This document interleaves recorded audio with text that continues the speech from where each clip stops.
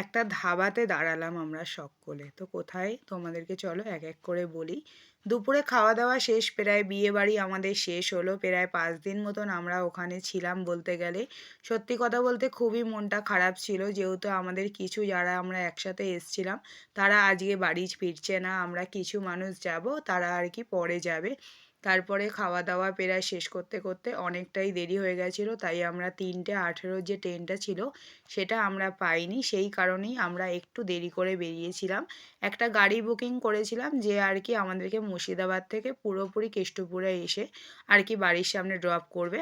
তো এখানে এরকম গাড়িতে সত্যি কথা বলতে আমার খুবই কষ্ট হয়। তো আসার সময় আর কি একটা অন্য রাস্তা দিয়ে আসার কথা ছিল, ছত্তিশগড় হয়ে। তো যে ড্রাইভারটা ছিল সে আমাদেরকে কোনো কিছু না বলেই বর্ধমান থেকে ঢুকিয়ে দিয়েছিল। তো একটা গ্রামের মাঝখান থেকে রাস্তা হওয়াতে প্রচণ্ড পরিমাণে বাম্পার ছিল।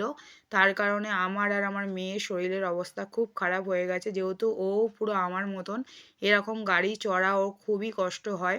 তো এখানে আসার পথে দেখো দিল্লি রোড কতটা সুন্দর। দিল্লি রোডের কথা অনেকেই আর কি শুনেছি আমি অনেক দিন আগে, কিন্তু আজকে আর কি নিজের চোখে দেখলাম, তো খুবই সুন্দর লাগলো রাস্তাটা। তো এখন এই ভেতরে চলে যাচ্ছি, ভাবলাম এখানে খাওয়া দাওয়া করব, কিন্তু সত্যি বলতে খাবার দাবার একদম ভালো ছিল না। শুধু পাওয়ার মধ্যে সেখানে তড়কা আর রুটি, আর কিছু ছিল না অপশানে। তাই ভাবলাম থাক, শুধু চাটা খেয়ে নিই, তারপরে একবারে বাড়ি ফেরার সময় খাবার নিয়ে তারপরে বাড়ি ফিরবো। তো এখন দেখো প্রায় কথা বলতে বলতে এখন প্রায় বাড়ির কাছাকাছি, তো বাজে এখন প্রায় রাত 12টা। তো এখন রাস্তাঘাট প্রায় শুনশান বলতে গেলে। এখন বাগুইহাটি হয়ে আমরা কেষ্টপুরে ঢুকবো। তো আমরা বাড়িতে নিয়ে গেছিলাম তরকারি আর রুটি, যেহেতু ইচ্ছা কারোরই ছিল না, কিন্তু কিছু না কিছু না খেয়ে শোয়াটাও একটা অভ্যাস খারাপ বলতে গেলে। তাই কিছু না কিছু তো খেতে হতোই, তাই রাতের খাবারটা নিয়ে প্রায় বাড়ি চলে গেছিলাম। তো দেখো কতটা রাস্তা ফাঁকা, এখানে ভিআইপি হয়ে ঢুকছি। তো সেদিন রাতটা ভালোভাবেই কাটলো। পরের দিন থেকে আবার ব্যস্ততা জীবন, সেই যে একই জীবন আর কি।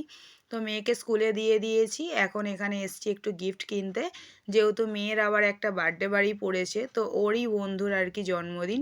তাই ভাবছিলাম যে তাকে কি দেওয়া যায়, তো ভাবলাম যে একটা স্কুলের বোতল দিই, স্কুলে নিয়ে যেতে পারবে। তো আমার মনে হয় জিনিস এমনই দেওয়া উচিত যেটা তার কোনো প্রয়োজনে লাগবে। টেডি বিয়ার, পুতুল এগুলো তো অনেকেই দেয়, আমার আবার ভাবনাটা একটু আলাদা, যে এমন কিছু জিনিস দেওয়া হবে তাকে যে জিনিসটা সে ব্যবহার করতে পারবে। তাই ভাবলাম যে এই জিনিসটাই নিই। আর ভাবলাম তোমাদের সঙ্গে একটু বোতল প্যাকিংয়ের এটাও দেখাই, কত সুন্দর করে দেখো দাদা এখানে প্যাকিং করছে। আর এই মুখটা মুড়ে দিলেই বলতে গেলে কমপ্লিট হয়ে যাবে। তো আমরা নেক্সট ভিডিওতে তোমাদেরকে কালকে দেখাবো যে কি কি ভোগ রান্না করা হলো শিবরাত্রির জন্য। আর ঘুরতে যাচ্ছি, আরও নতুন ব্লগ কিন্তু আসছে।